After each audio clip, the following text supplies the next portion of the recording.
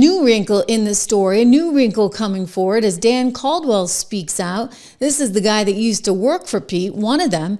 All the inner circle folks are getting fired. And this inner circle guy, Dan Caldwell, went on to Tucker's podcast, Tucker Carlson, who used to be at Fox, actually opposite me, 8 p.m., I was at the Redheaded Stepchild Network on Fox Business, but a good time slot nonetheless. Anyway, Tucker had him on his podcast, and I want to play you a clip of this because Dan Caldwell is saying, look, I'm not the guy you want. Like, I'm a total distraction. I am not one of the people that is trying to take this whole thing down. Meanwhile, trust me, like, they didn't do anything that they should have done if they were really going to try and go after me. Let's look at Dan Caldwell here with Tucker. Tucker's like, man, they want you. Like your head on a silver platter. And I'm thinking, having spent my life in D.C., I was like, Dan Caldwell's got a target on his back that I don't know if he knows that. Yeah. And then I read all of a sudden that you're a traitor. You're like marched out of the Pentagon for leaking, right? And then the whispering campaign, the character assassination campaign begins, and here's its outline. I don't want to upset you. You may not even be aware of this.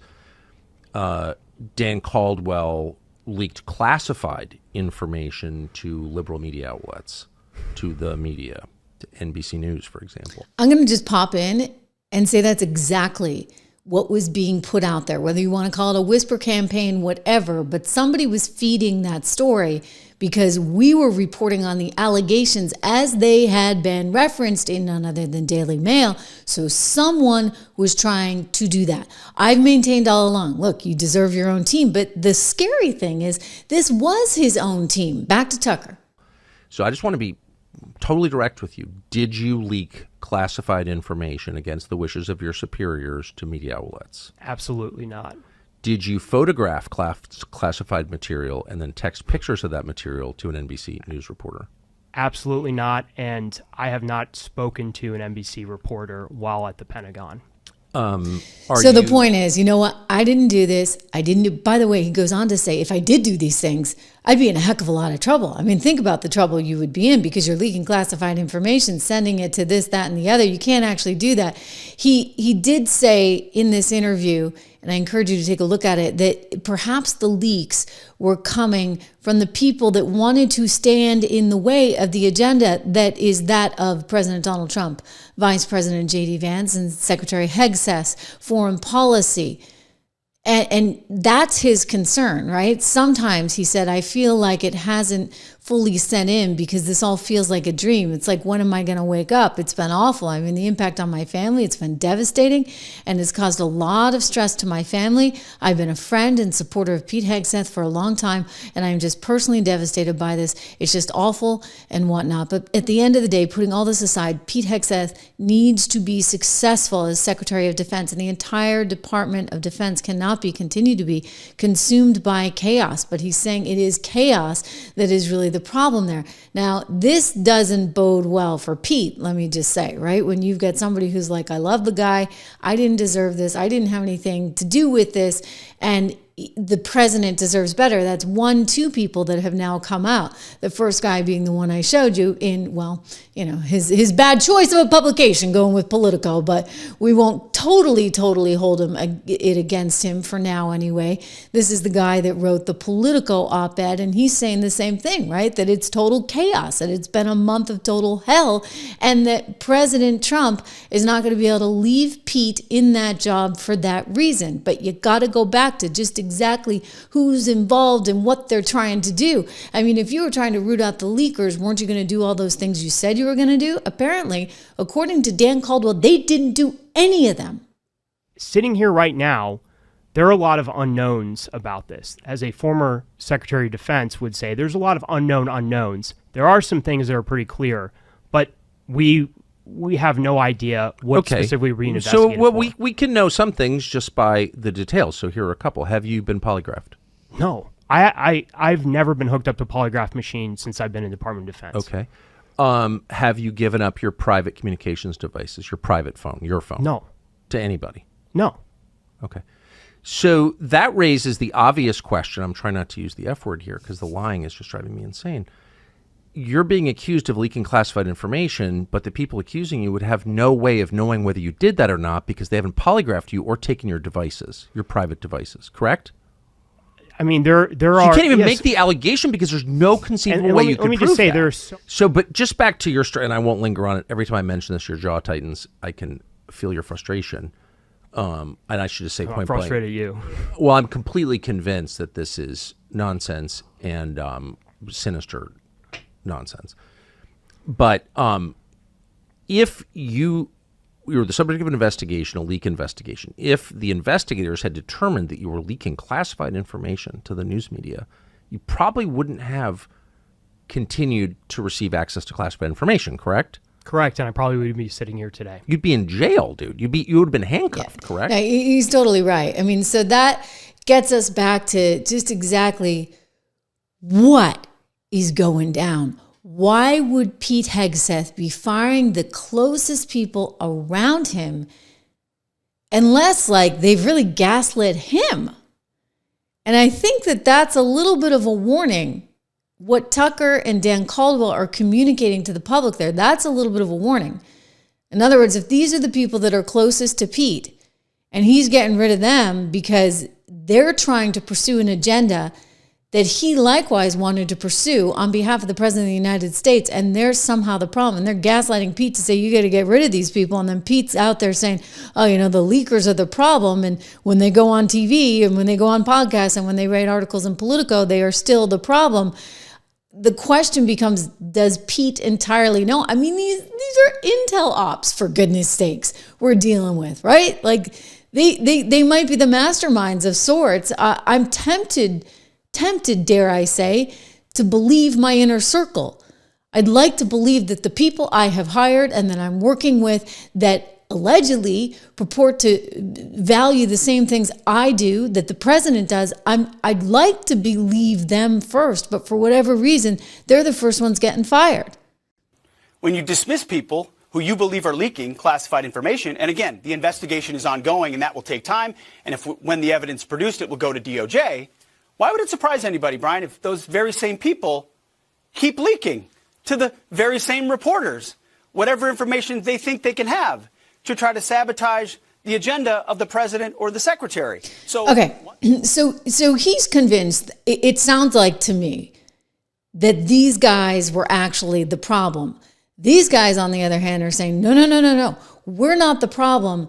There's kind of a deep state neocon problem going on, and it's people that really have a lot of money at stake, and they want things to go the way they've always gone, and so they got to get rid of people they believe that are close to Pete, trying to push for the president's agenda. And Pete may not know that yet. I don't know. I don't know what he knows. I think that he's kind of rightly so a little concerned.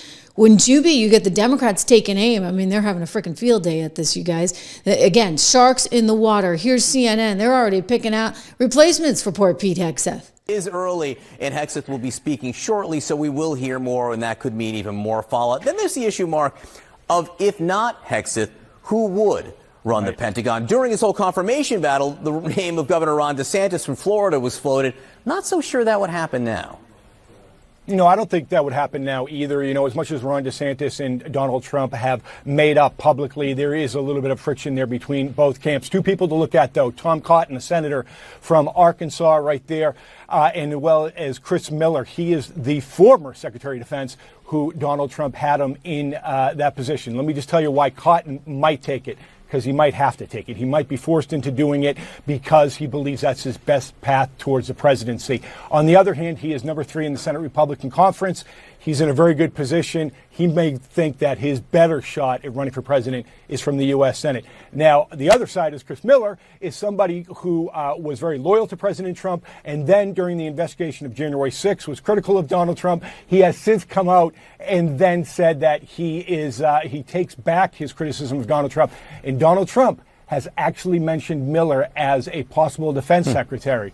He did that about 17 months ago, so Miller might be at the top of the list. Well, maybe watching this very closely very soon. We'll see. Mark Preston, great to see you this morning. Thank you. Okay, very Christopher much. Miller, not terribly familiar with him. We obviously know Tom Cotton quite well. No one is going to really have a great sort of red carpet rollout, shall we just say, if you come in and you replace Pete Hegseth, because Pete Hegseth is definitely a favorite with not just the president, but with the base. Look, I've known Pete for years. He's a smart guy. He has got all the educational credentials back when, education actually mattered. And he is a smart guy. He worked on Wall Street before ever going and becoming a Marine, and went into armed services, and the rest is history. Eventually got out and worked at Fox, etc. But he's got a lot of support, including from the most important guy in the room, okay, ladies and gentlemen, and that would be the President of the United States. Here's Caroline Leavitt really making the case, just as the president wants her to, on Fox and Friends yesterday morning. The president stands strongly behind Secretary Hegseth, who is doing a phenomenal job leading the Pentagon. And this is what happens when the entire Pentagon is working against you and working against the monumental change that you are trying to implement. Secretary Hegseth was nominated for this position because he is standing up for the war fighter, the men and women in uniform who are putting their lives on the line to protect our country and our homeland. And unfortunately, there have been people at that building who don't like the change the secretary is trying to bring, so they are leaking and they are lying to the mainstream media. We've seen this game played before. The secretary is doing a tremendous job, and the president stands strongly behind him.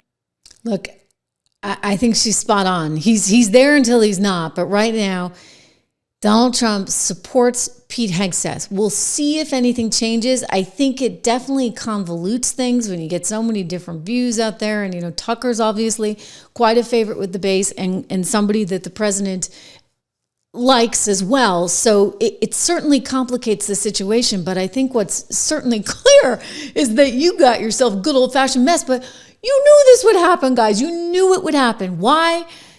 Because there's a lot of money at stake, and they smell vulnerability because Pete is new, and Pete doesn't play by the same kind of rules, and Pete's shaking things up in ways that they didn't anticipate. I mean, Marco's doing the same thing, but he comes with a little bit more, shall we say, in the way of sharp elbows, right? He's been in D.C. a long time. He knows how these games are played, and so he's going out and he's now remaking the entire State Department, all as this goes down with defense.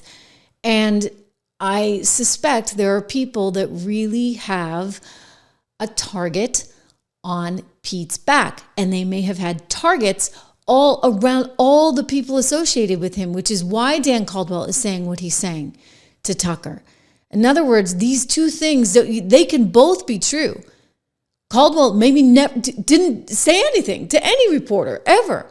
And there are other people that are suggesting these leaks happen, perhaps even in the ear of Pete Hegseth. So I think there's a lot of cooks in the kitchen on this one. We're going to see how this all shakes out. We want it to all calm down, right? It's got to calm down for the sake of everyone. But the Democrats are trying to use it, right? They're trying to use it, which is why they tweeted out yesterday, and he had a good retort to them.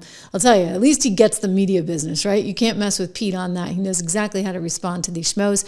At Pete Hegseth needs to go, to which he said, your agenda is illegals, trans, and DEI, all of which are no longer allowed at DOD. Exactly. These guys are unbelievable. The blood in the water, they love it. We do have a market turnaround today, which I'm a bit excited about, but is gold still going up? I think it probably is. I'm just blown away by gold prices, ladies and gentlemen. I've always told you I liked it. You know what? It's actually down a tad today. That reminds me I got to buy a little bit more. And when I buy gold, one of the best places to do that would be with my friends at American Hartford Gold. You can get up to $15,000 right now in free silver when you go to American Hartford Gold. Just text Trish to 65532. Again, 65532, or call them at 1-844-495-1115. And how can I forget? We're fully independent, so we love our sponsors here on the Trish Regan Show. And we love Hey, who doesn't love your sponsors when your sponsors are making people money, right? Trish loves gold. Go check that out. You can sign up for the offer for the $15,000 in free silver, or just use my name when you call them or text them. Text Trish, Trish, to 65532. Well, how do you like that for the sign? The other thing you got to do, and this is my gift to you because volatility is the name of the game right now. 76 Research, my company, I started it. This is not an ad, folks. This is not an ad. This is, it's, you know, of course we do actually love gold at 76 Research too, because Trish loves gold, right? Anyway, 76 Research, I am very happy to see the market up and turned around. I did say, and we put out a note early this morning that we had drafted last night. Look, you know, you got to stay the course in times like this. What did I do yesterday? I added to my triple Qs. I have an index that's just Mag 7. I added to my portfolios. We have 3 portfolios actually at 76 Research, and you can get those names at 76portfolios.com. 10 to 15 stocks in each one of those portfolios. So well worth you knowing, especially as things are kind of dicey right now.